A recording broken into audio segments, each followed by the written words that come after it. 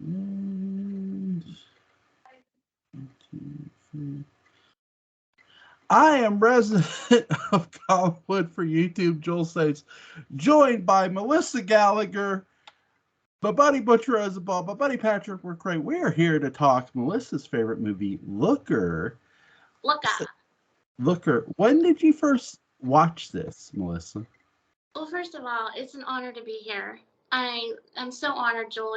I was just telling you guys, you're my favorite people, and I've learned so much about westerns and so much about movies. And this movie's up there with one of my top favorites of all time. It's up there with Captain Blood, Arsenic and Old Lace. A movie called Roughly Speaking. But what drew me to this movie? It is the quintessential glamour hype era. Height of glamour, coming off the roller disco era, right into the glamorous early 80s. When people think of the 80s, often they think of the big hair, like the metal bands. But actually, going from about 80 to 84, 85, it was quite a lovely time. Women were so beautiful, the guys were slick. It was such a glamorous, sparkly time coming off that roller disco era. And I actually first saw it not too long ago after watching Scrooge with Albert Finney. I had watched it with my husband Michael. We watched Scrooge at some Christmases ago, and I fell in love with Albert Finney, and I started looking up Albert Finney movies because I love his acting and he's so respected. And I found Looker. And I was like, wow, this is like my favorite era of glamour, and I love the message, the sci-fi, everything about it. And I'm so curious to hear what y'all think. Butch?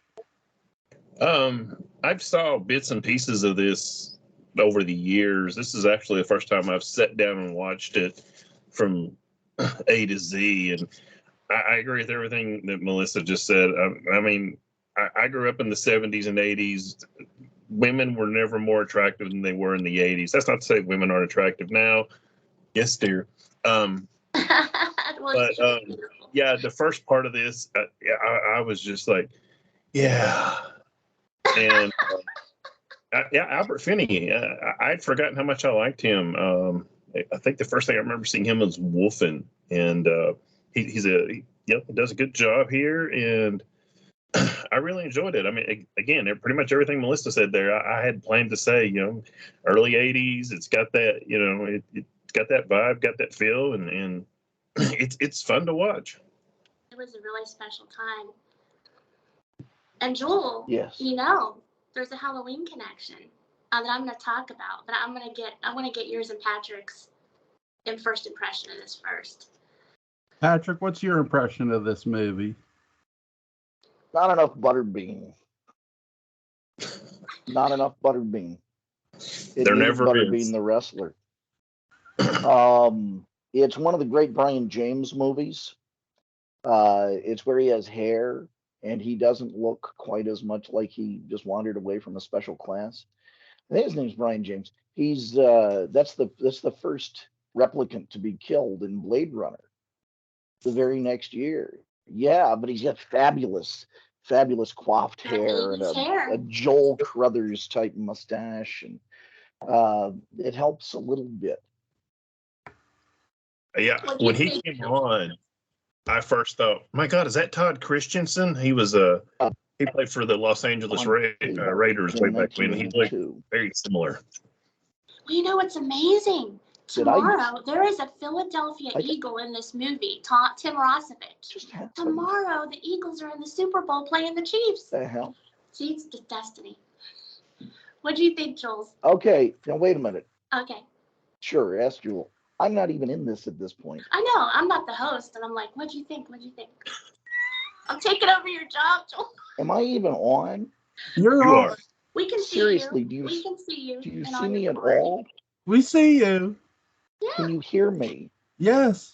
Yeah. This is really weird because I just had an experience like out of the movie. I was talking about how I learned to see the movie. And it's like there's a glitch, and the three of you are talking about the Super Bowl. It's like I missed. It's like, how did this other conversation happen? Did you shoot me in the face with a light beam or something? This is really weird. I mean, it literally was like being in the movie. Wow, the spirit What of the happened? movies all Is around this us. a practical joke? It's the lovely. I'm seriously, I'm very confused. I was doing my intro for how I saw the movie, and then suddenly it's about the Super Bowl. So is it like a technical thing? What happened? I think I you don't know. I froze. think James Colburn is trying to tell you something. Well, I seriously, I don't know. I don't. Skype. Well, Watch your back. Skype has issues, so I mean that's nothing new. Oh, okay. I don't think Okay. so. I don't want to interrupt any Super Bowl talk, so I'm just going to listen. Well, I was pointing out that Tim Rossovich, who plays Mustache Man in this movie, they bill him as Mustache Man. No joke. Is a Philadelphia Eagle. He was a defensive back, I think. And tomorrow, Sunday, in the Super Bowl, the Eagles are playing the Chiefs, and I just thought that was amazing. Yeah, I think I that's. prefer Hotel California. Patrick's not into sports. You know, That's my only Eagles joke. remember he told me that the nerds are into beautiful women and the jocks, all they talk about is sports. And, you know, there we go. Not quite And I said, I don't the see quote you I as a nerd, used, but though. it'll do. You're a Bond villain. You're not a nerd. I didn't. Anyway, what'd you think, Joel?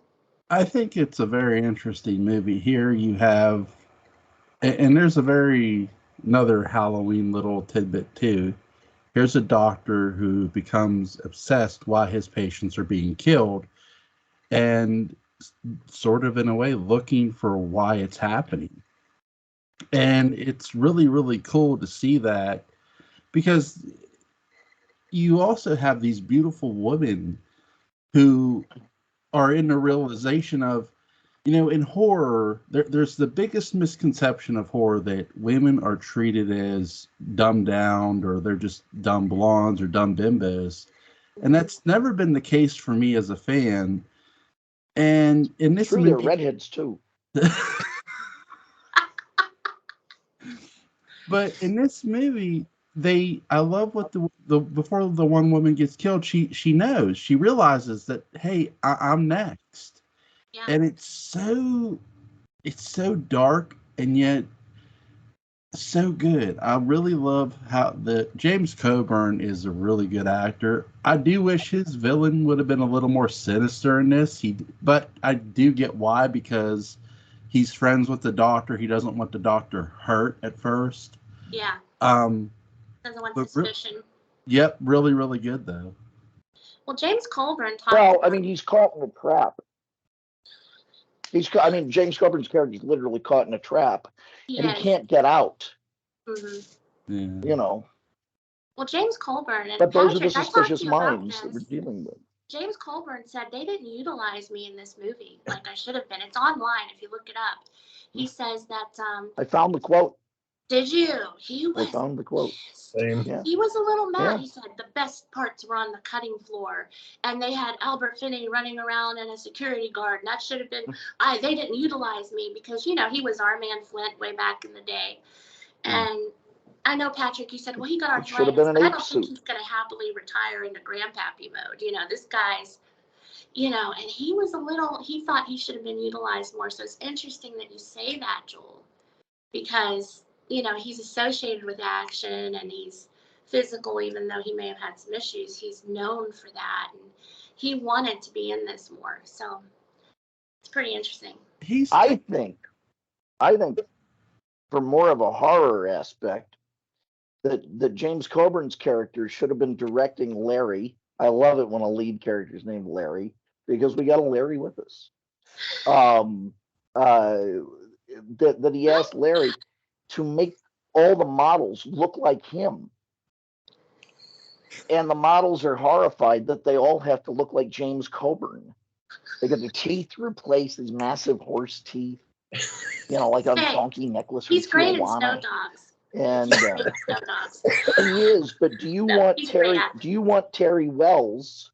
Do you want Terry Wells to have astounding makeup by Dick Smith to make her look like James Coburn?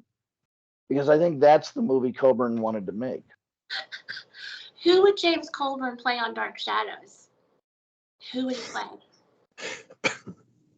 Elizabeth Collins' daughter. I'll be back. Where did he go? Patrick McCray left. On that note, Oh my God. He'd make a Jolie, great werewolf. you're the expert. Who would he play? And you know more about it than I do. On it now, that Patrick was having some fun there, which I love. Elizabeth. But for me now, again, 1960. I mentioned when me and Patrick were talking about Caleb Sayers Collins, and the Collins family are Irish, as Patrick put it in his book. I would have him play Caleb Sayers Collins, a character we never actually see in the series. He gets talked about very briefly, but see if I can invite him. That's a tough one. He could play a lot of roles, actually. He could play Great Quentin. He could play, he'd have to be the younger version of himself. Yeah. Yeah, it'd be interesting. He's very physical. That's why I think he'd make a great werewolf. Yeah, see, I couldn't think of the character's name, but I was thinking he'd be a good werewolf. Yeah, he just has that vibe. I don't know what it is. But you know what, Joel?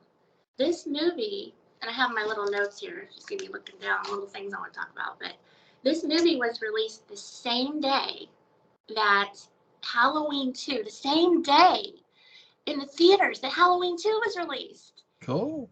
And Tawny Moyer, an actress who plays in the commercial with the warrior, when she goes, all I get is this grungy kitchen. That one, that's Nurse Jill.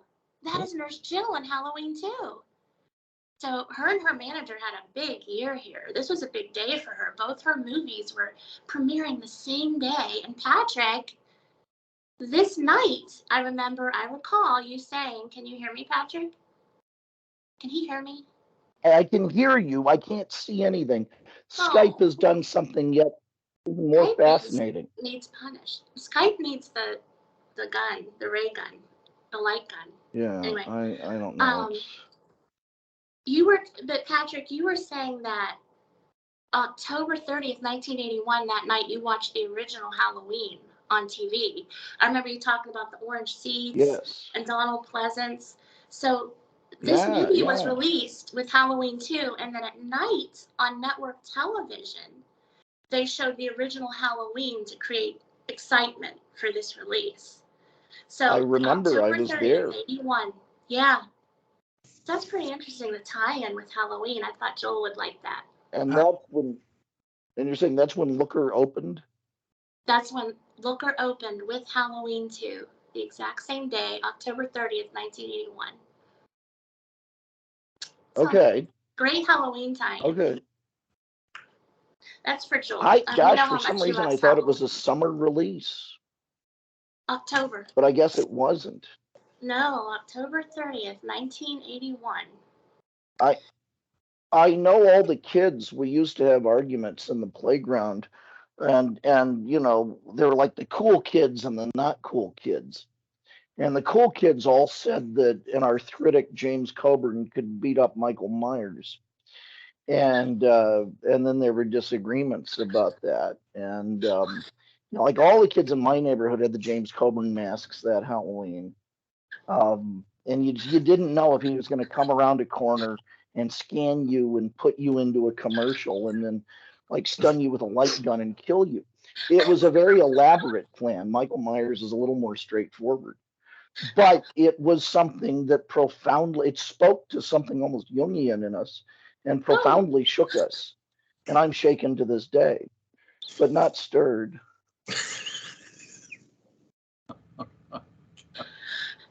I love how no conversation, Patrick and I have been talking a lot, and no conversation with him is boring ever, or ever.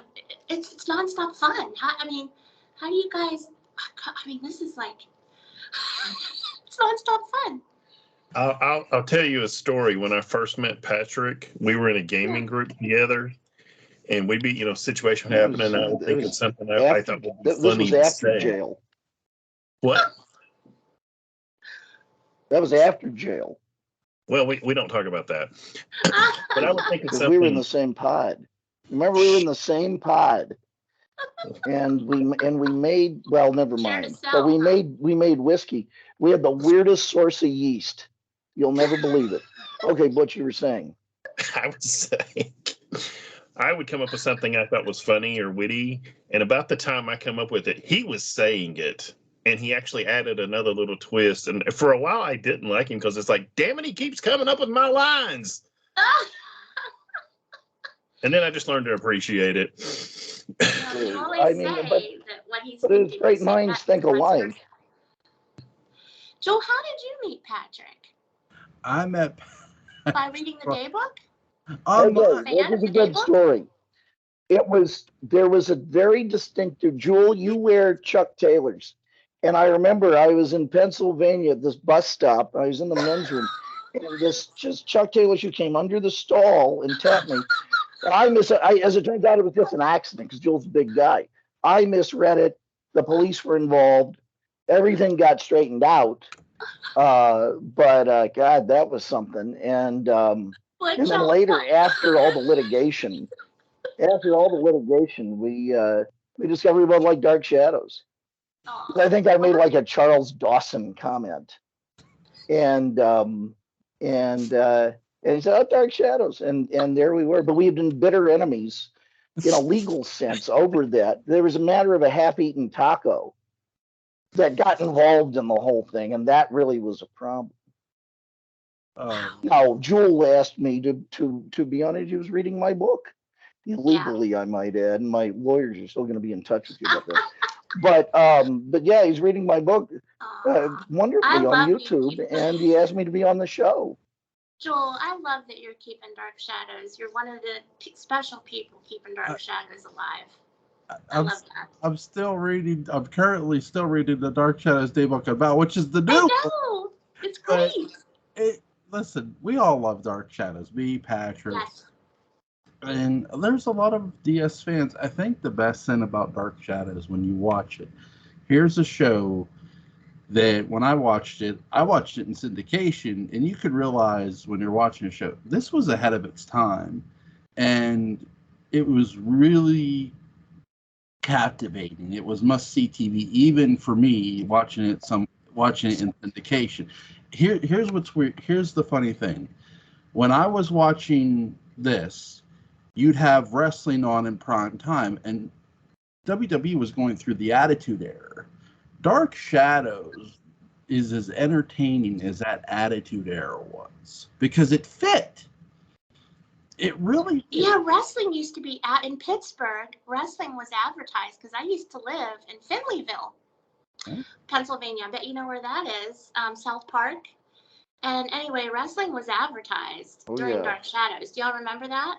No? It was in Western PA. Yeah, because I used to live near Joel.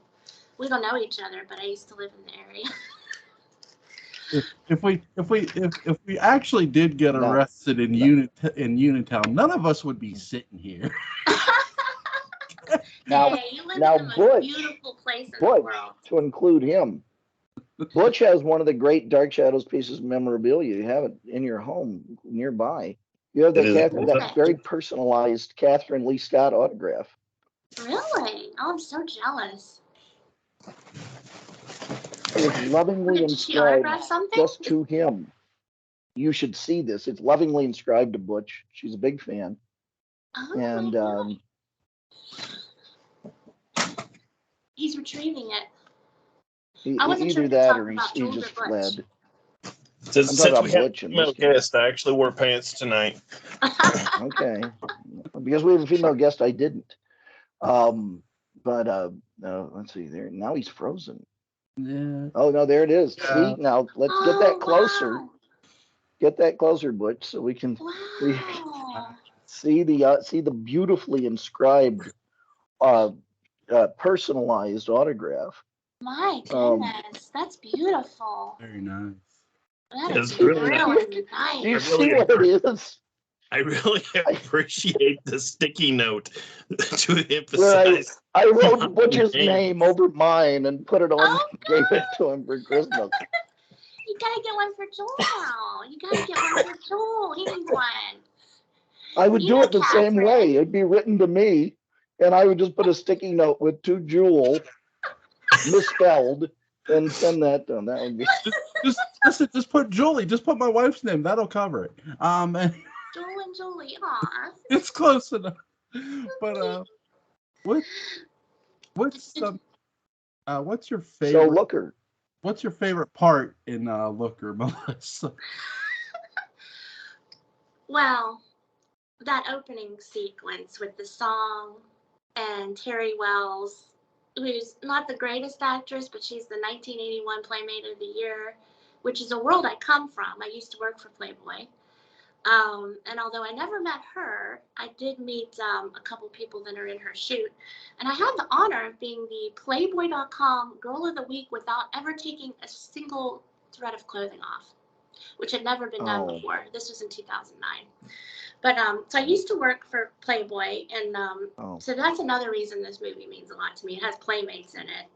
And by the way, Hef is a gentleman and a wonderful man, and don't believe any of the rumors. You know what I believe about Hef? I believe he was a Dark Shadows fan.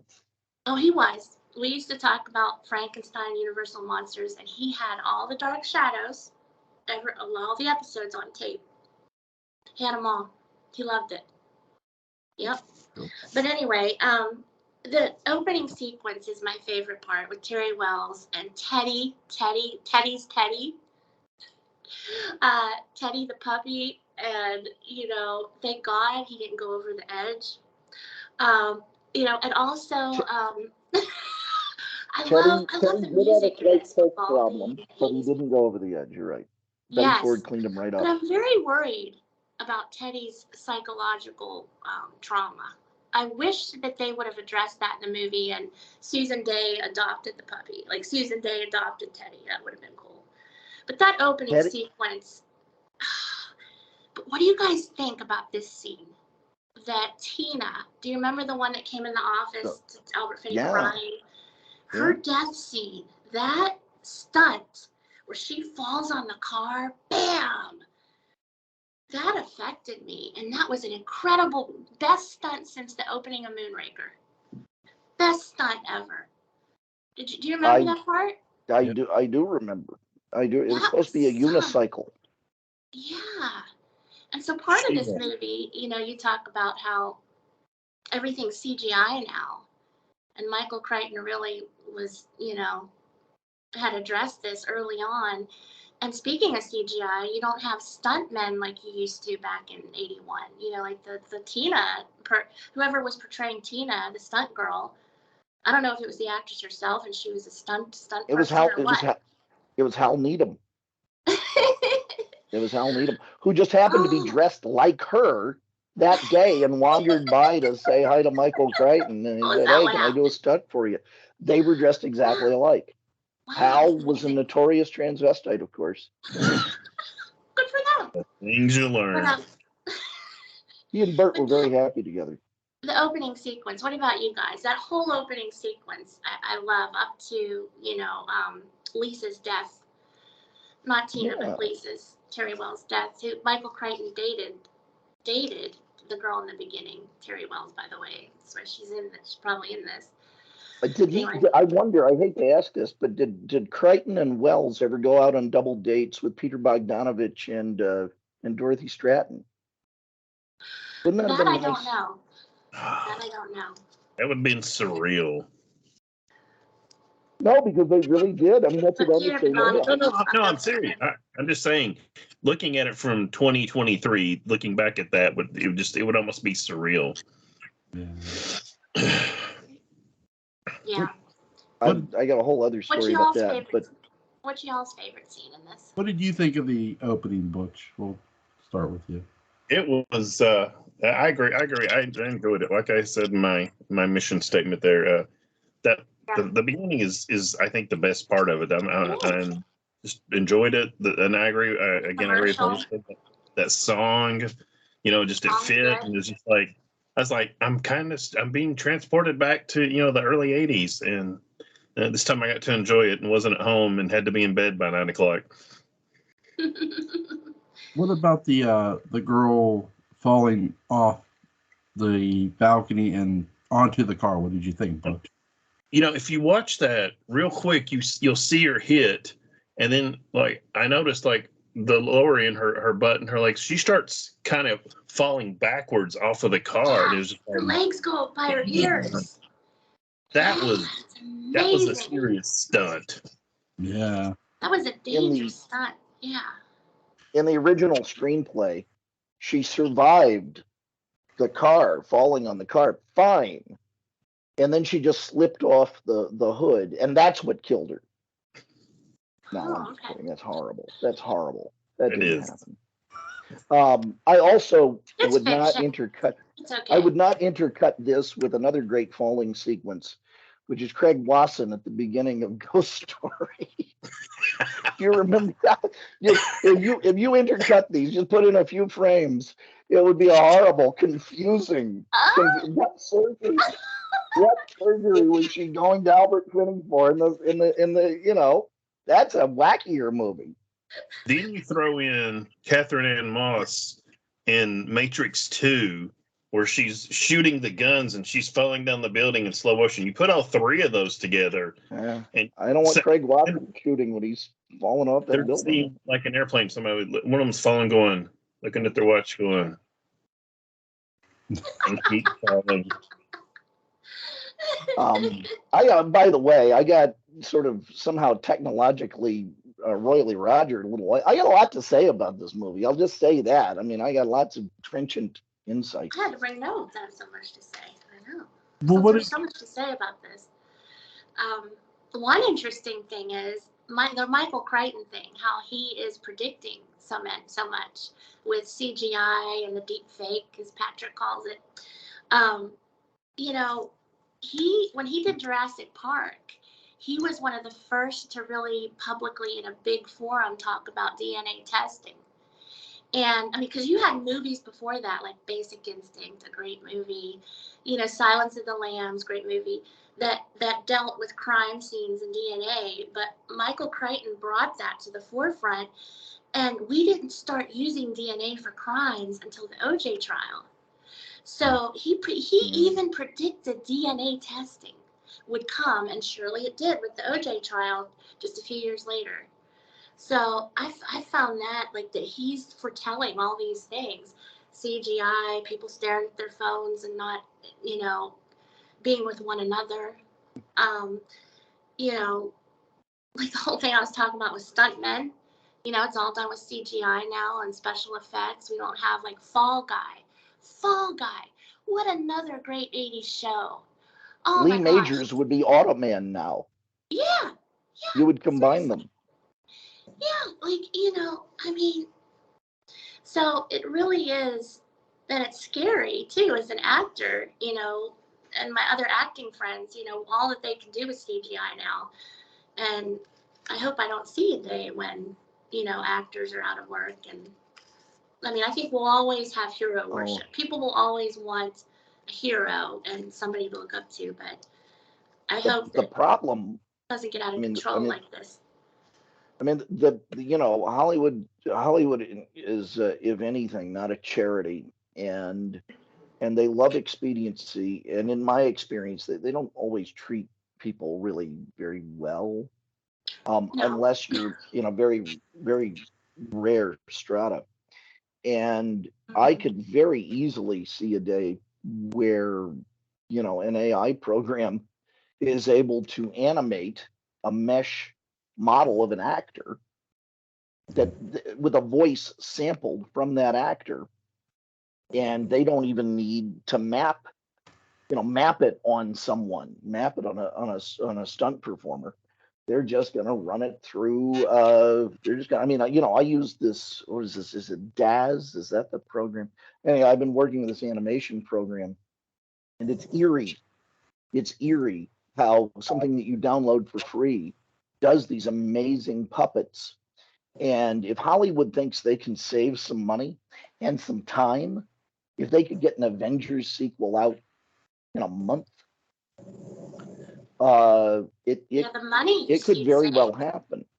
Yeah. I mean, No, I You know, appreciate CGI. Like when they do it on like the Jungle Book and they put it on animal, like, and I love Guardians of the Galaxy. There's certain things I love, but I just think we're out of hand with it. Yeah, I was watching Star Wars the other night, Return of the Jedi, and Joel, you commented on this on Yeah. Facebook. I couldn't believe they CGI'd. What was that actor's name, Joel? Hayden Christensen, the great Hayden They put the Christensen. young Anakin in over that actor. I thought that was so disrespectful.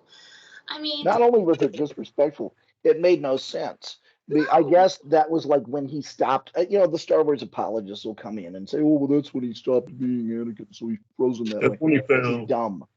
That's Yeah. just dumb. That's like Sam Evans showing up in the raincoat when he's dead. What's that all about? And as it turns out, it was Raining Men Hallelujah. But the thing really is that whole Anakin thing would have worked, and everyone would have forgiven it, kind of, if they had also had Ewan McGregor Well, it CGI'd actually in as Obi-Wan, made it make sense. and that they're all young, you know. But that actor That imagine being that actor's family and being so proud of his work as Darth Vader. Like, imagine if I was his, granddaughter or niece or whatever, and then, like, they CGI my uncle out of that. Sebastian Like, Shaw. I didn't. And then they changed the Ewok song too. Apparently, that I looked on YouTube, there was an Ewok song that was really good. They got rid of that. It was great. It was, in fact, at the Vogue, the movie theater grew up working at. This is a true story. And Butch, you'll like this. Whenever Carl played Dawn of the Dead, after the closing credits, Dawn of the Dead are pretty short, and so most of the audience was still there. As the exit music, he played the Ewok song every time. and the whole house just broke up laughing. They just thought it was hilarious. Yep, well, over the scenes of the movie.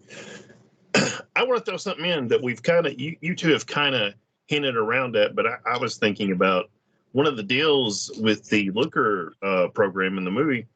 They pay the models, I think it's like $200,000 a year, and they're just going to make commercials with them. And I was thinking about, it's kind of interesting you brought Star Wars up, because I thought of how they resurrected Peter Cushing in Rogue One. Of course, they got permission from I think it's his secretary that has his former secretary that has the rights, but it kind of hints at that too, kind of resurrecting people and actors to. Oh, that's going to be a huge thing.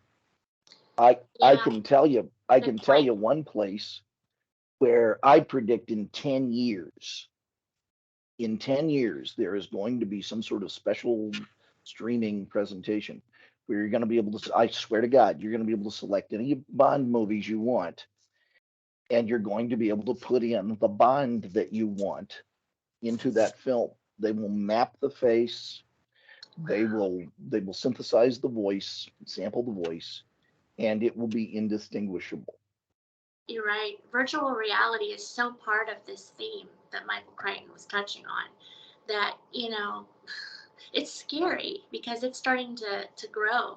They're selling that ocular system now, and I have friends that have it, and now it's at the point where you're just playing games and things. But you could see how people that want to date their dream girl, boom. People that want to have their dream job, boom. And it's, we're right at that precipice, all of us in our lives, where it's starting to get a little unsettling. It's just on the tip of it starting, and I don't know what's coming up for future generations, but I'm glad that we all got to ride our bikes when we were kids and have like a good old time and talk to each other. And, this movie's kind of creepy in that way. The thing to watch out for is that, since ChatGPT went online back at the end of November, one of the predictions has been completely reversed. The prediction with AI always was that it would first replace the menial labor jobs, and to some extent it kind of did with a lot of the checkout stuff in stores. Although if they have self checkout, why don't they have a large mirror? Anyway, so and then it would work its way kind of up to the creatives. No, started with the creative segment with artists and ChatGPT being able to not only write essays but grade them. Yeah. Which that's no fun for Lobot here, and I and that I could easily see an AI as a director. Yeah. I used to think it was director proof. Teacher. It's not. And teacher, I mean, if it can write papers and grade them, everyone stays home. Yeah. But it's having, if people are not aware of the incredibly dramatic effects that this is having very quickly.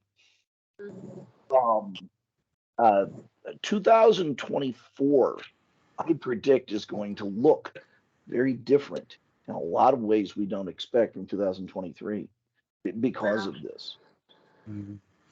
There's many great. See, it's funny because in Back to the Future 2, people always ask Crispin Glover, why doesn't he acknowledge that movie? And he says, because I'm not in it. And they use not in it. Speaking of not in it, I'm having some severe Skype trouble. I'm going to switch to a different device. Okay. I'll be back right after this. But they had used a face mask. They had used face mold. So anytime there's like a con or an event for Back to the Future 2, Crispin Glover does not show because, again, he's not in it. It's not him. And so they they asked him, are you mad? And he goes, yeah, I'm mad. He goes, they molded my face and without my permission, really. He goes, they didn't ask me. Oh, they didn't get his permission. And so he's always been mad about it. I mean, I don't blame him, but I think though too, when you think about another thing that's been talked about that I've been listening to interviews, Hayao Miyazaki was in a classroom, and he's a hand-drawn animator for Studio Ghibli. He's the head of it. Oh, I love those. And they were showing where a robot can draw like a human can, and he just shook his head. He goes, "You're missing the point." He goes, you're going to have a machine do what you should be able to do. There's passion in artwork and drawing. And it's really, if we become too reliant on machines, there's a message in a movie called Deliverance, where Burt Reynolds says, "Don't worry, I'll get you back to your pom-poms." And Deliverance has a very special message. Get away from your TV, get away from your phone, get away from and go outside and go outdoors and get away from it all. Yes. And, embrace the danger in a sense. Well, because it will sneak up behind you. Yeah. In Deliverance. Was he trying to get pom-poms for Ned Beatty? Like, had Ned just decided to just go all the way? I mean, those panties. Sounds like some bad sequel to Flowers for Algernon, and it's pom-poms for Ned Beatty. Listen, I've told you my theory about that I think Deliverance is a spy movie, that I think that Burt Reynolds actually knew about the incest hillbillies and was there to kill them. And or give them their own secret. Wow. He might have been recruiting for Hee Haw. We don't know. Which has a Playboy connection. It all fits together. Hee Haw Haw. And Cannonball Run. Whenever I think of him, I think of Cannonball Run. Oh my God. That's a whole other. Well, that really started the modern superhero wave. With Captain Avenger, who was Dom DeLuise's character in that. Oh, that's right. Yeah. He That was keeps great. blacking out. He's a superhero. Yeah. Great movies. Did y'all know that Vanna White is in Looker? She's one of the Reston girls. Remember when Albert Finney steals the uniform of the security guard to get into the Reston Industries facility? Well, these girls are waving at the security guards that are in the car that are, they've had the Looker gun shot into them and they're out of it. They go, "Hi, boys." And one of those girls is Vanna White. And 1 year later, she would get Wheel of Fortune. She got my point. I was holding that little nugget. Oh, were you? Shoot, I'm sorry. If I had made the movie, it's fun reading the trivia. Albert Finney would have stolen. If I had made the movie, Albert Finney would have stolen Vanna White's outfit and kind of looked at a guard around the corner and said, "Hi, boys." And one of them goes, "Ooh, look at that," and thinking it was a glamorous woman, even though it had Albert Finney's face clearly. And then Albert Finney would have knocked him out and taken his uniform, and then the passed out guard would have been dressed in Vanna's outfit. Oh my God, I love you guys. You guys are awesome. Here's a question for you, all of you. When do you think Albert Finney's character fell in love with the girl he was trying to save? With Susan Day. Before the movie even started. Aw. Because he even said at one point, he says, "I think I love you. What am I so afraid of?" That's a good question, because he keeps just kind of, like she said, "I thought you didn't date your patients." And he was like, "Well, my date canceled." He always acted coy with her and like he didn't want to get involved and he doesn't date his patients. But then everything they went through at the end, it was kind of funny how there are like 3 dead bodies like laying around and they walk away at the end like making jokes about getting a date.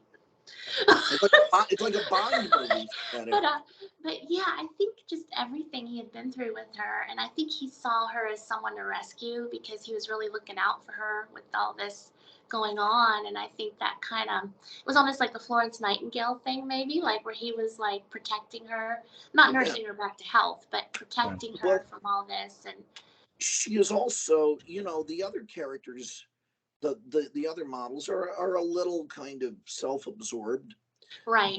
But she is, and maybe this is unfair on Crichton's part, but she's written as a much more compassionate character.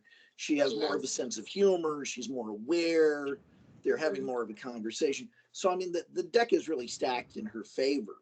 And there's something genuine about her character too. Like the other girls are really trying to always put on, and she's just like blowing bubble gum and being like a little girl and like just being herself. And she's just real genuine, The fact that Susan Day is not, I mean, the fact that she is not really of the world of the other models, I mean, she's a little more brunette, the hair is straight, the hair is shorter, all of those things are visual code to at least tell us this person is different, not necessarily to apply a value judgment, but just to make us immediately go, "Oh yeah, this is somebody else." When she's lounging, like the girl next door, she's the girl next door, but with she has all the attributes the other girls have in a sense, but she's real. She's the girl next door you can relate to. Notice this, she suffers when she's, in the volleyball sequence, she's falling over and over again, which really is a wonderful piece of filmmaking by Michael Crichton, because you really start to feel for her, and this thing that just seems silly after a while, and you realize, oh my God, this is torture. And also there's another great bit of sort of semiotics going on when we see her at Albert Finney's place in civilian clothes, and she's in a jogging suit.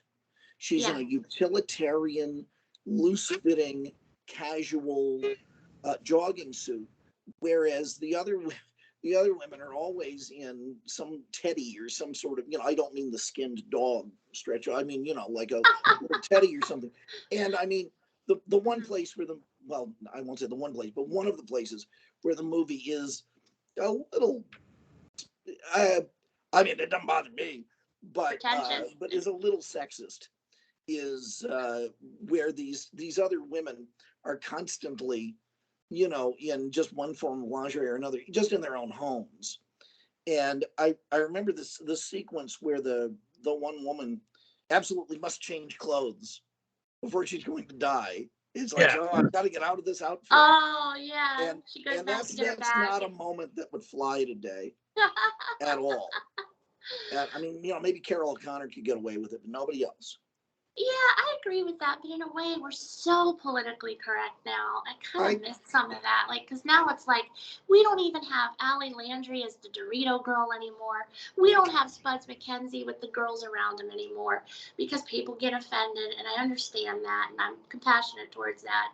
But we are so politically correct that we're missing the great fun things about Hollywood. We're missing the dazzle, the beauty, the fun.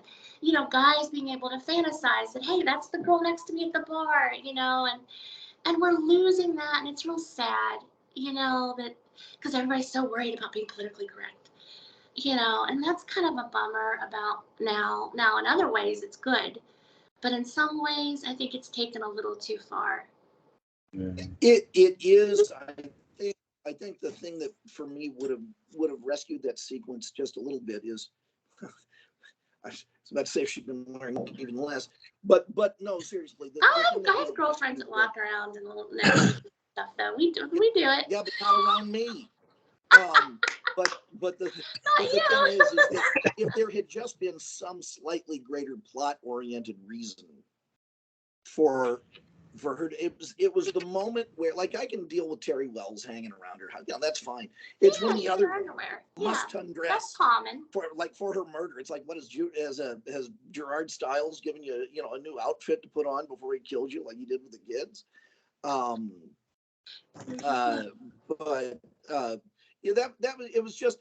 It was a little odd, but it really sets up Susan Day's character.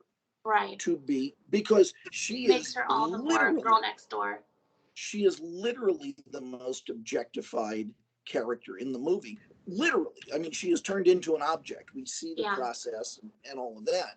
And so I think it's wonderful of Crichton to humanize her and just regularize her so much. And also Susan Day's so glamorous that, I mean, even in a jogging suit, she's knockout. Really cute. Yeah. Her acting was pretty good in this. I really thought that I was impressed with what she could do, that we didn't see in the Partridge Family, and that she didn't really have an opportunity to showcase.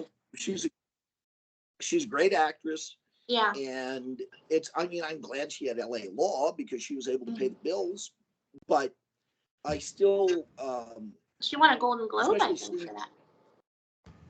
Yeah, she won an award for LA Law. Yeah. I think especially if you look at her in this movie, you think it's like the Dark Shadows actresses. It's like, well, yep, there's a star. She could have been a star, a bigger star. One with many feature roles coming their way. At least the Karen Allen level. Yeah, there's so many things. I mean, as an actor, with SAG and everything that go into it, like there's nepotism, there's the casting couch, there's people that have connections with relatives that you don't. There's so much, and it's so nice to see somebody. Because she did not do nude. Yeah. Because she did not do nude scenes later in life, I don't know what the SAG issue was. But these are things everyone faces, and that's why you need a plastic surgeon like Albert Finney. Mm-hmm. Yeah, and I thought having Albert Finney in this movie gave it a lot of credibility, of course. It's interesting when you look up reviews for this online, they're mixed. People either hate it or love it seems like. Look at Albert Finney's hair in this film. I am reminded of the beautiful coif that Roddy Piper has in They Piper. So Jewel, let me ask you, what other wrestlers, so we have Roddy Piper as Larry. What if you got to do an all wrestling cast with this, who else would you have in it? Well, for the opening, the Oh my God. You have Albert. You have Albert Finney Albert- needs the precious to like Albert- spray the air, like Dr. Roberts.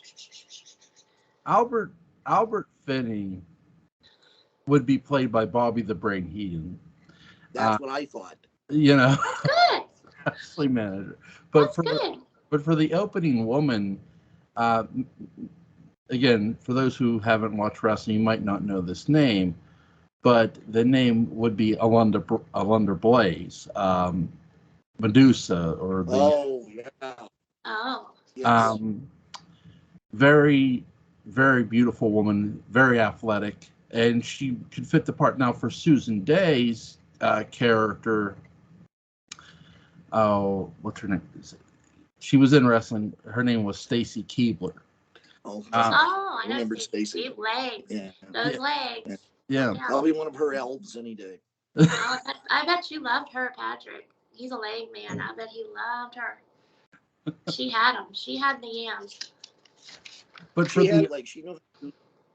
now, for the killer, for the mustache man, I would have cast Ravishing Rick Rude, because he was. Oh, that's really good. That's really good, Joel. But for a little more darker, tall now, because the football player was very thick and sort of tallish. If you were wanting someone a little tall but not too not so too tall, I would have went a little older and cast Arn Anderson, who was a member of the Four Horsemen, because he looked like a goddamn serial killer when he wrestled in his younger years. Okay, so now, Joel, I'm going to ask you another question. It's 1985, WrestleMania 1, where you had Hulk Hogan and Mr. T. But now, if you had to team up Hulk Hogan with either an arthritic James Coburn or an alcoholic Albert Finney, and then Mr. T with either an arthritic James Coburn and alcoholic Albert Finney, and he was a British actor, so he's sort of obligated to, by BAFTA rules, to who would you have teamed them up with? Who would be a team? Well, and which team would win?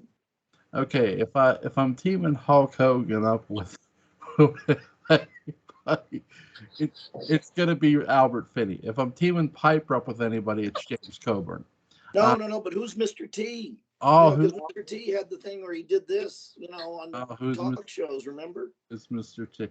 Oh my gosh. Mr. T and Hulk Hogan were a team. It's Mr. T. You can't read that, Mr. T. I mean, so is he with James Coburn?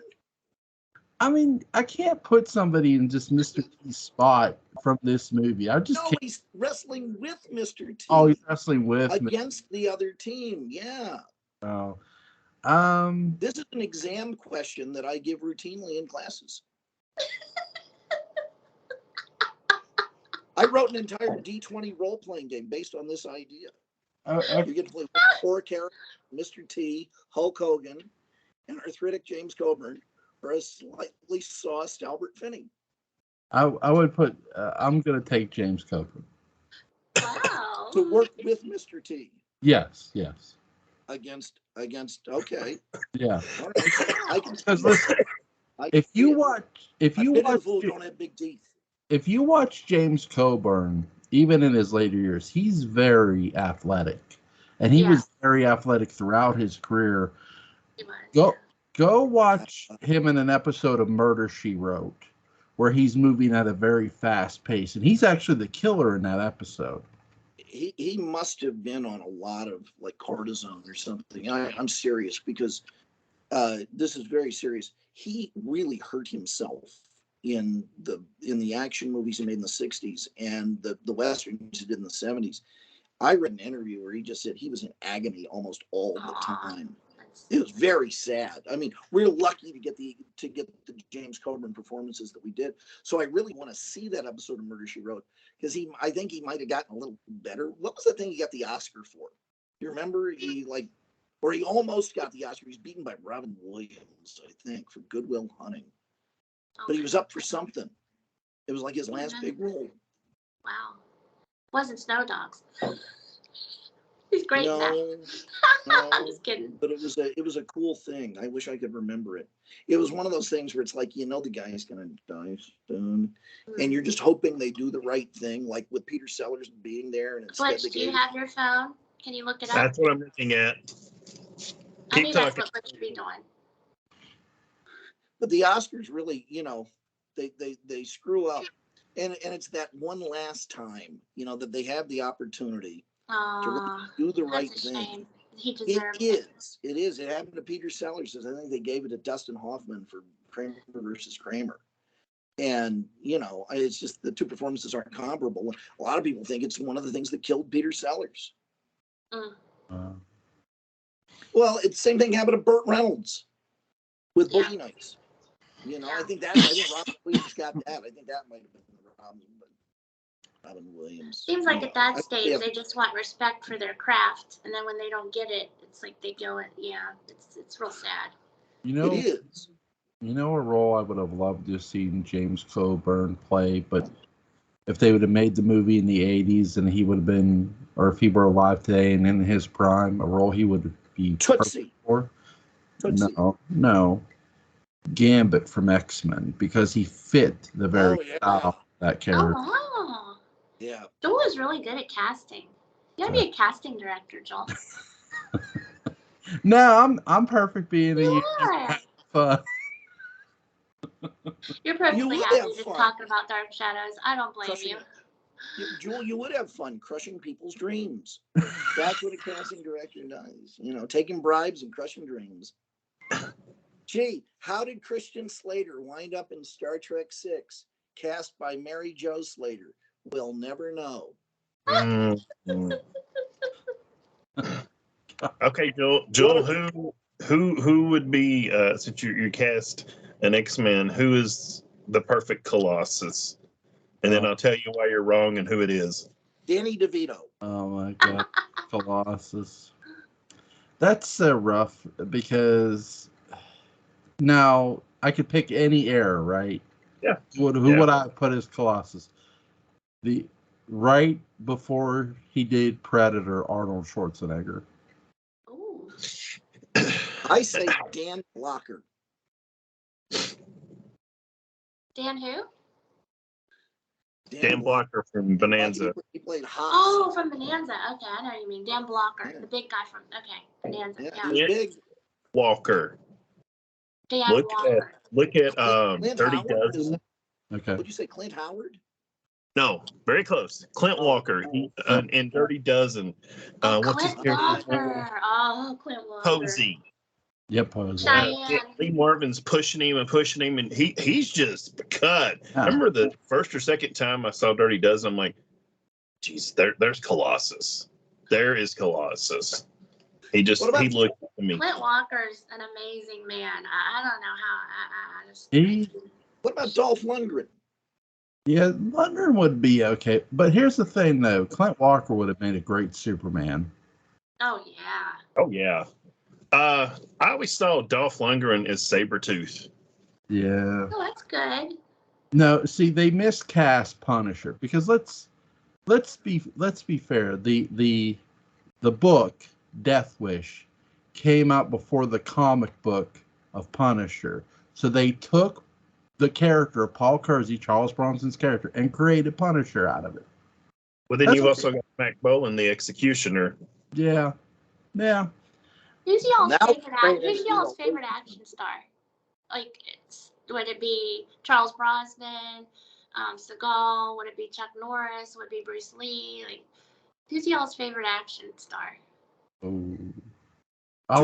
You can pick a Bond too. Judi Dench. I'll let Butch go first. For me, if I have to pick one, it's Schwarzenegger. Yeah. Patrick will tell you, I'm a big, back in his prime, when you got Terminator through Terminator 2. Yeah. There's a new Schwarzenegger movie out. I'm watching it. That's not to say everybody else is bad. I mean, like, I love a good Bruce Lee film. Chow Yun-Fat would be in there. Kurt Russell, of course, but if I have to pick one. You know who I'm going to pick? And I'm totally serious with this. You know what? Just for the hell of it, Michelle Yeoh. All right. Good. No, damn good choice. Yep. Yeah. Hell of an athlete. I mean, unbelievable. And she never Oh, her ages. martial arts abilities. Yeah. She never ages. No. Mm-mm. And a great actress. Great. Yeah. Yeah. I mean, you told me Michelle Yeoh's in a movie, I'm going to show up. And, you know, when you think about it, given how good she is athletically, there's in almost any action film, if you heard they were making a remake, you go, oh, Christ. And then you heard Michelle Yeoh was in the lead. That's going to be interesting. And I think it's because she's also really smart. And so, you know, she's not going to screw up a part. You know, she's not going to turn it into something political or something strident or weird. She's just going to show up and do her job. I like that. Cool. I like that. I'm gonna go someone a lot more recent, and she is a very lovely actress. Kate Beckinsale is a hell of an action star. Oh boy. I she mean, is you look when you watch the Underworld movies, Good actor. she makes those movies. Because the screenwriters didn't. But go on. You know, Not at all. since he brought up Kate Beckinsale, I'm That's going to best mention the Well, I fact think that you guys are I picking women. I enjoyed didn't expect this. the Van Helsing movie she made with Wolverine. I can't even think of his name. Hugh Jackman. Hugh Jackman. It's silly, it's dumb, but I think Patrick and I saw it together, and it's like, you know, if somebody came to me and said, take all the Universal monsters and put them in a movie and you got to have Van Helsing, I probably would have come up with something. Well, I'm not that original or that inventive, but I'm like, you know what? This movie did everything I wanted it to. So, Butch, I'll tell you something. There's another movie from that era that it's very similar in a lot of ways. And I rewatched it the other day. And at the time it came out, this movie, which I'll mention in a moment, you might be able to guess what it is, just seemed to be like the low point of a lot of careers and just a bunch of wasted talent and just loud and stupid. Now, given what movies have become, it's like something by Merchant Ivory, you know, and that's League of Extraordinary Gentlemen. Yeah. I watched it the other day, and it's positively stately. The characters have, you know, there are like 5-10 minutes go by with no action where they talk about things intrinsic to their character and their unpredictable plot events that happen. And I don't know if that means it was a better movie than we thought at the time, or if movies have gotten so awful since then, where they're all like they were edited in a Cuisinart, that it suddenly has become much better than it was. But I really liked it, and I wasn't expecting to. Every once in a while, there's a gem, you know. Meanwhile, most of us just keep watching Dark Shadows over and over again because everything's so crappy these days. But And Dark Shadows is so great. Dark Shadows is wonderful. I'd love Joel sometime in the future to come on and talk about Dark Shadows. I have a lot to say about Dark Shadows. I love it. If you can get Joel to talk about Dark Shadows, I'll be amazed. He won't talk about that show for anything. So what was the title of that film, Patrick? I said League of Extraordinary Gentlemen. League of Extraordinary. Oh God, are you kidding? I love that movie. That's a good one. It was trendy to. Yes, everything you said. It really holds up. It's a damn good movie. It is, as an adaptation of the comic book, it's horrible. On its own, it's fun as hell. Sit back and watch it and enjoy it. And this is why, kids, it's important not to read, because it will just spoil these movies. So, kids, whatever you do, remember, reading is for losers. And especially, don't read that piece of shit. Don't read that goddamn the Shadow novel, okay? Ever. Don't waste 23 hours of your life reading it out loud on YouTube. Jewel, how's it going? Are you enjoying it? You're like some kind of NASA experiment. We're gonna lock this guy in a room and make him read the daybook out loud and see how he does in 23 hours. Aww, you're your biggest supporter. I love it. Joel's cracking up. It is. They'll have your feet in water, nursing through a porthole every once in a while. And they'll blow horns at you. And... You're not at the Leviathan sequence yet. You are not of the body. Joel, your voice is so comforting. I mean, your wife must love, like, fall asleep next to you hearing you talk. Your voice is like so soothing. That's what I love about it. Like, it's great ASMR. Because it's like I can hear about Dark Shadows and Daybooks and Patrick and all my favorite things, and then I'm so soothed while it's happening. Like, you have such a gift. You're so comforting, and yet you're very knowledgeable. My wife used to fall.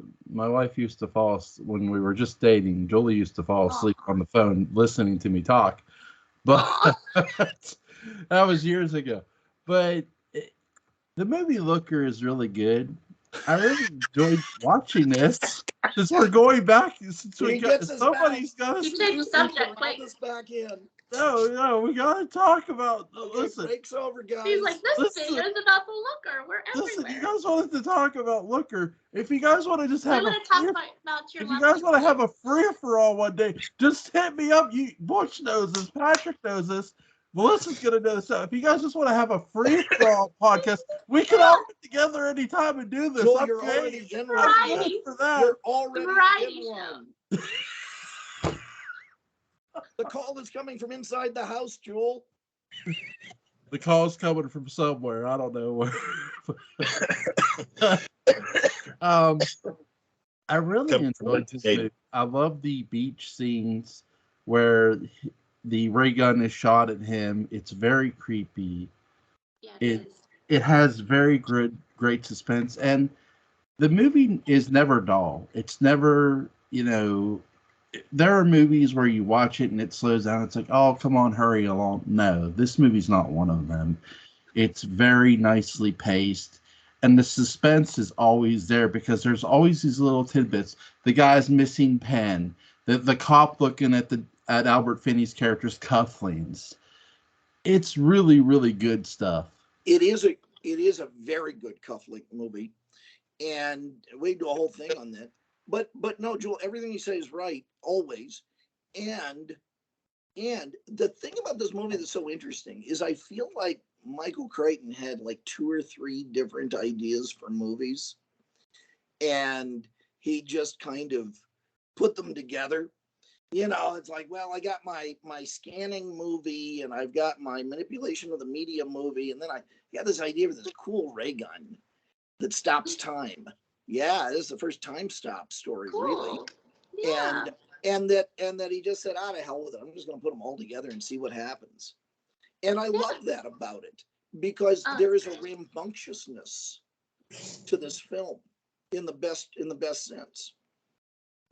I remember, Joel, you said, is that a Western? I'm thinking, well, but I'm glad. I really wanted you guys to see it. You too, Butch. I really wanted your opinion because I know you do a lot of the sci-fi movies. And I thought, I got to hear what they think of this. What about, you said thought it was the first time stop. Girl, the Goat Watch and everything. I remember watching that. That predated it. You're right. Slightly.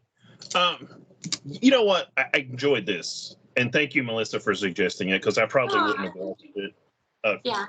Just randomly. Yeah. For me, I enjoyed it. Don't get me wrong. Towards the end, it falls apart a little bit. Okay. With what I think Patrick was talking about, James Colburn saying, they could have me having, even if he just did like some delicious villain monologue. And maybe cut down on Albert Finney in the security guard outfit. For me, that's where it kind of just. Well, it's interesting you say that. Yeah, because I guess apparently a lot of his scenes, Colburn's scenes, got on the cutting room floor. So we're missing. And maybe he's picking up on what's missing there. Because the movie's only 90 minutes, and so I think because Colburn says they cut it up for television. I was like, I didn't cut everything for television. Because one of the other great things I love about this movie is it's a great reminder of what PG could be back before we all lost our senses of humor and before PG-13 came in and kind of ruined both PG and R. I mean, when you see those shots of Terry Wells at the beginning of the movie, and it's like, whoa, this is, it feels more nude than a nude scene somehow. And it's kind of bracing. Yeah, But it's exciting. that was PG back then. Yeah. What do you all think of Jennifer, the character Jennifer Long, who ran the CGI facility? She was really hot. She was really beautiful. She was great. Who is she? I liked her. And her death scene where she's on that lift and she tries to, at her last breathing moments, she tries to push Susan Day away. And then I enjoy watching her death scene. I thought she did a great job. And she's like a really hot lady. You know? I will tell you who she was. Who is she? Her real name was Lee Taylor Young, where you and I will remember her from. She was Cheryl in Soylent Green. Because I was thinking the same thing. I'm like, I know her from something, and I had to look it up. I liked her. I thought she was right. interesting. She was, today she would be completely severe, and that was the day when you could have sort of the sexy, kind of Black Widow type character who was, basically Evil Lynn from the Masters of the Universe franchise. That's who she is. And she's awesome. How refreshing. You wouldn't get that. I was researching her, and apparently she married Ryan O'Neal, and their son, Patrick O'Neal, married Rebecca De Mornay. So I thought, well, that's kind of interesting. So that's Rebecca De Mornay's mother-in-law.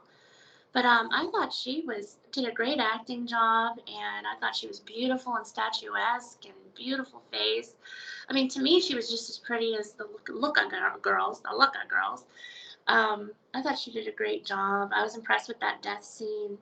Which is good. It's a good representation of California culture in a legitimate way, because at a certain echelon in California culture, everybody's gorgeous. It's kind of weird. But if you live in America, the rest of the country, and it's very realistic in that sense. Yeah, I understand that. Of course, now, whenever I go back for an audition or whatever, Botox is taken over so badly, even on the younger women. And then I come back to Florida or Washington, D.C. or Pennsylvania to Pittsburgh, and I'll see a girl in the grocery store just with this beautifully, naturally brunette hair, beautiful, pure face, not touched by Botox. And it's like, this here is the real knockout. Because I think with Botox, we're going a little bit too far now, but in the 80s, like you're saying in California, yes, this is probably very much what it would have looked like before this trend of Botox, Kardashian. I don't know what it is. I have to bring up one other weird technological thing in the movie that is endearing in its naivete. So, now if you scanned an actress and her areola were 5 millimeters off, or there's like this weird list that she gives, and that's one of the things in there. I guess two of the things in there they would just change the CGI model. They wouldn't, they wouldn't bother with plastic surgery, but we were just in the infancy of that enough that instead it's the other way, and I like that, because there's something extra dehumanizing about it, that in just a ludicrous extent of what is beauty. And that's one of the things, that's one of the themes of the movie, that Albert Finney himself, who is a sculptor of beauty, is baffled at the beginning of the film when and then his partner says she's crazy.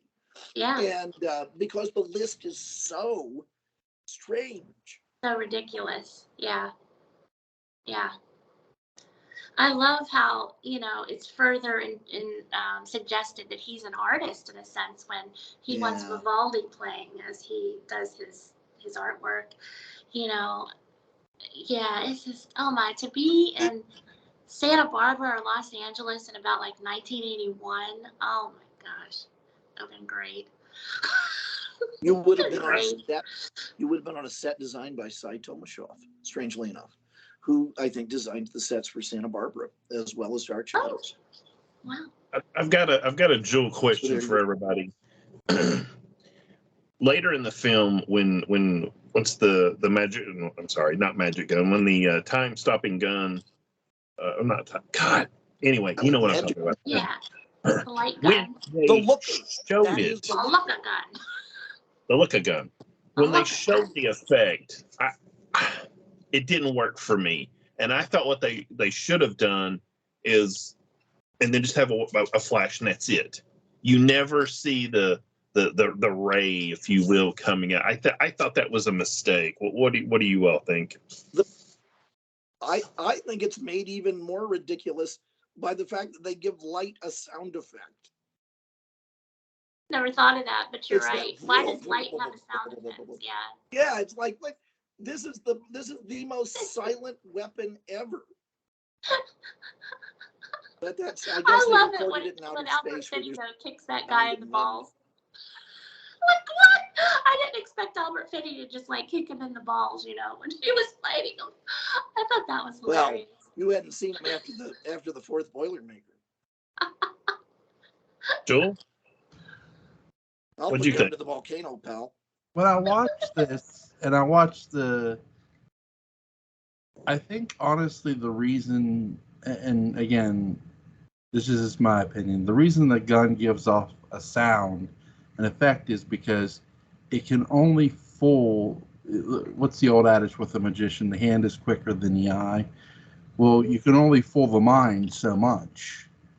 And I do think that's a part of this the element that's a part of this movie, that yes, you can deceive the mind, but you can only deceive it so much. And that's why the gun, that's why they're able to see the sort of balloon map in front of them, where look where Albert Finney's looking out the window and he sees the beach full of people, and then they all like disappear.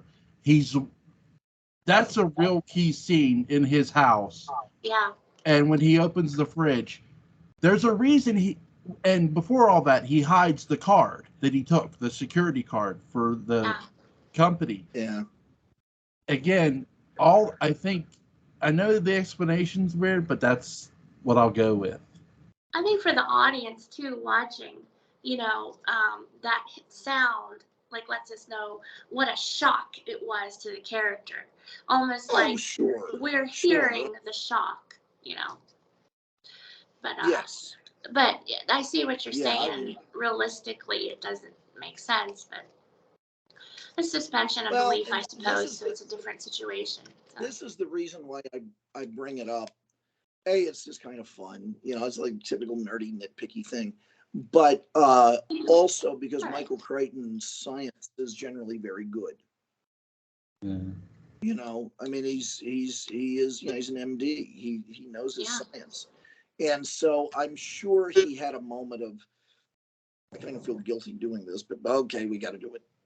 It's sort of like in Westworld, you know, how do they control the arrows and the swords? And we can understand the gun, but you know, the other stuff, it's a little bit more of a stretch. It's nice to see Michael. Is this maybe his last movie as director? No, he did Runaway. Oh, Didn't he do yeah. Runaway after this with Tom Selleck? The one with Gene Simmons? Yeah, that was later. I can pull that. So he's mainly a producer, huh? Very confusing. What? He's mainly a producer, right? He only directed a couple films. He's mainly a producer, right? Michael. He's mainly an author. Mainly an author, yeah. He was a hell of an author, and his best book, strangely enough, is called, I think it's either called Travels or Journeys. Have either of you read it? Read that book? Butch, you know what I'm No, talking I haven't about? read that. I'll have to read it. It's just about his traveling experiences. Oh, neat. It's non, and it's hell of a book. Yeah, sounds like it. Well, he mentioned Westworld in a quote. If you're on Prime Video and you look at the trivia to the side, he talks about Westworld. So it's interesting you brought that up. And he said there's a lot of silence in this movie. Just like in Westworld, sometimes the characters get quiet, the scene is quiet, and that's pivotal for the scene to lead up to special moments. And he compared it in that way to Westworld. So His last credited direction. Oh, sorry. Deadly. No, that's a gas joke. Continue. Last credited directing was Physical Evidence in '89, which is 5 years after Runaway. And I'd forgotten about this, though. Apparently, he stepped in and went on 13th Warrior. There was apparently John McTiernan, and he is he's not credited, but I remember when it came out because that's another movie I really like. That he had directed it because there was apparently him and McTiernan did not get along. Well, that's I was going to say something really crappy that I don't mean, so I won't say it. I'll say it anyway. That's because Michael Crichton had talent, but John McTiernan actually made some really fine films, and he would have been my choice actually in '89 to direct Batman. Like that. That's who I would have gotten. Like Interesting. After Die Hard, I thought this would be a really good, gritty Batman movie, and look at the direction eventually Christopher Nolan and Matt Reeves took us in. Yeah. You know? So there. Is there anything Melissa, Butch, or Patrick you folks want to add for Looker? Well, if you're watching this and you keep haven't seen insisting it, on talking about the topic. if you're watching this and you haven't seen it, I highly recommend it. It's just that, you know, if you love the 80s, if you love the glamour of the 80s, you'll really enjoy this. But also, if you like a good sci-fi film, good action film, you'll enjoy this too. You know, and like you said, Joel, it flows. You never get bored. The pacing is good. Yeah. It's got good pacing. It is. Yeah, I mean, it's a movie. Strangely enough, it is one of the most future-forward, accurately predictive science fiction films of its era, and yet it was one of the films in its era that was most misinterpreted and looked over. And I think that's a hell of an irony. It's much more timely today. You know, there are a lot of movies you make remakes and you think, oh God, why are they doing this? But honestly, you could make a successful remake of Looker because it is so timely to where we are now. Yes. Yeah, like I said, we're right on that. Yeah, we're seeing it happen. We are seeing it happen in big ways. And thank you, Joel. You're welcome. Did you have anything, Butch, you wanted to add about it? Random point. Apparently, this is actually the first film that actually have CGI in it. Oh. Wow. Isn't that? Oh, before Wrath of Khan. Isn't that interesting? Before Tron. Khan, great movie. Isn't that interesting? Isn't that ironic? You know who I would have put, another person I would have put in this movie as the killer? Who? George the Animal Steel. All right. Wait. I have one other thing I want to throw in because I don't know the wrestling stuff. Rustovich would have made a good Terminator. Oh. Very, very quiet, very deadly, had the build, and wasn't quite. Hey, look, it's a 6'2" Austrian bodybuilder with a very distinctive accent, which I don't know should have mean to me go. That's a little odd. Patrick, are you watching? You know, the we Super Bowl only have tomorrow? a vision of the Terminator. Yeah. We only have that vision of the Terminator because Dick Cavett broke his wrist a week before filming, and he couldn't play the Terminator. And so they said, "Who else can we get?" I don't know. Who could beat Dick Cavett? And they said Arnold Schwarzenegger, and they were right. First of all, Melissa, thank you for joining us for this video. Thank you. Really touched me. I love you guys. I love every single one of you guys. And I'd love to come back for Dark Shadows sometime in the future. I'll be bringing you back. We'll all get together again and do a Dark Shadows video.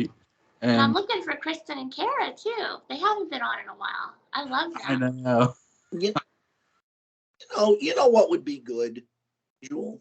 Yeah. What would be good is, and because I think, you know, Butch has so many great insights and has such a voluminous knowledge of film and interpretive acumen.